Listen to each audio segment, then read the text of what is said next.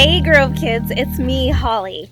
Hey listen, I'm in my backyard. You can hear the water from the pool and you can see our blessing tree. Yep, we call it the blessing tree. There's a hammock hanging from it. We've always swung from it. We climb it just to have fun. It's so cool back here. And you know what? It reminds me of the story that we're going to hear about today. Zacchaeus climbs a tree to get a better view of Jesus. And he doesn't climb it because he's having fun. He climbs it because nobody likes him and they don't want to give him a view of Jesus. And also, he's short.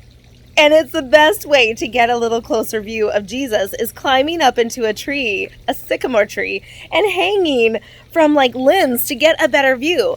I don't know if he almost fell. I don't know if he made a fool out of himself doing it. But what I do know is that something inside him stirred and he knew he needed something that Jesus had.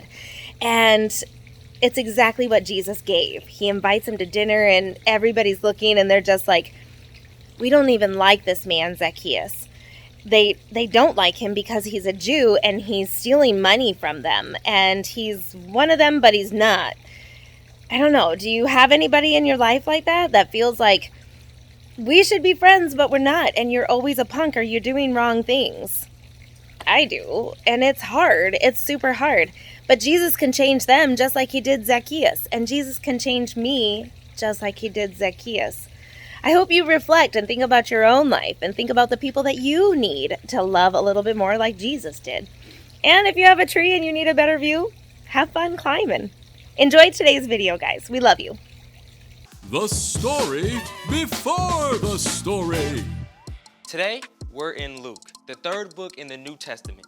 But before Luke, in the very beginning, out of a deep, deep love, God made an amazing world. But when people turned away from God, the world was broken. God made a plan to draw people back into relationships. So at the right time, God made a teeny tiny baby to be born in the small town of Bethlehem, God's very own son, Jesus. When Jesus grew up, he began to travel from town to town, teaching and healing. Everywhere Jesus went, big crowds of people pressed in around him. Religious leaders, everyday people, even Roman soldiers, and people who were considered outcasts. Which is where our story starts. Take it away. Hey everyone, I'm Brian. One day, Jesus and his followers passed through the city of Jericho on their way to Jerusalem. As usual, a huge crowd gathered. They pressed in from all sides along the road, hoping to see Jesus, to touch him, to be healed. But one man was stuck on the edge of the crowd, a tax collector named Zacchaeus.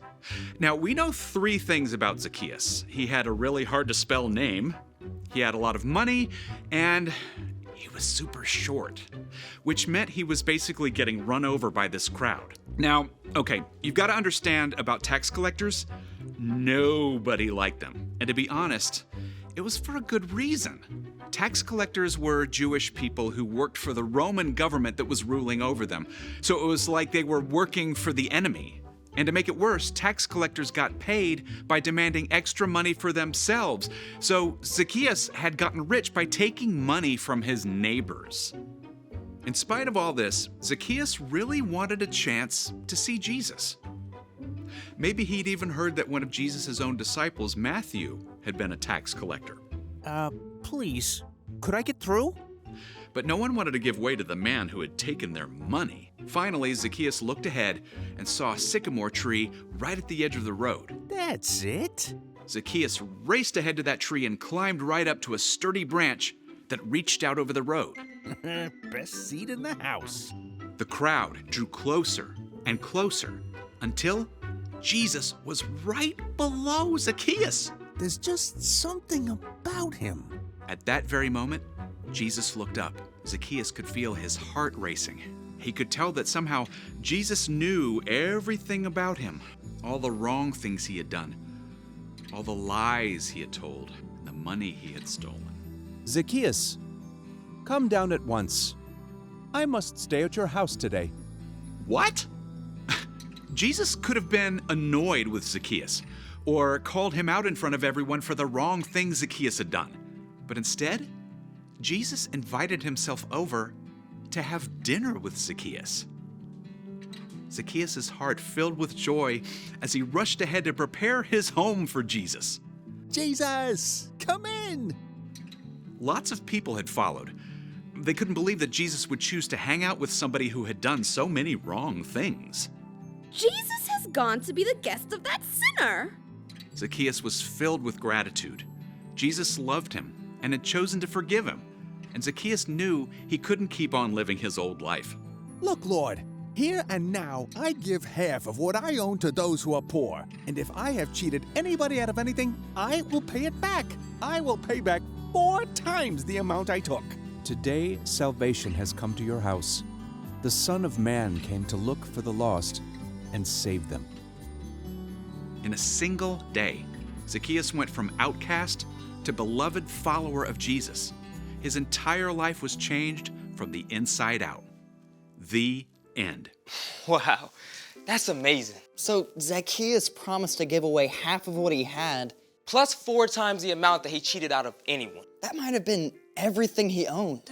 But it didn't matter because Jesus. Jesus had forgiven Zacchaeus completely, even before he asked. So what's our part in the story? Well, forgiveness can change people, starting with you. When you ask God to forgive you of the wrong things you've done, it frees you from carrying around a load of guilt and fear. It frees you to love God and love others. And when you choose to forgive those who have wronged you, it can change them too. Like maybe your little brother borrows your video game without asking and messes it up. You could yell at him, get in a big argument, and stay mad for days. Or you could choose to forgive your brother. Then you don't have to carry that anger. Plus, it could change your brother's heart too and make a way for you to be friends. Forgiving someone does not always mean that they will change, but it opens the door for them to live differently. Like Zacchaeus. Exactly. Sharing God's forgiveness with others is a pretty incredible gift. Sure is. See you next time. So here's the thing. When you forgive others, it can change them. Yeah. Come on. Let's go. I know I'm gonna make mistakes in this life I live, but you never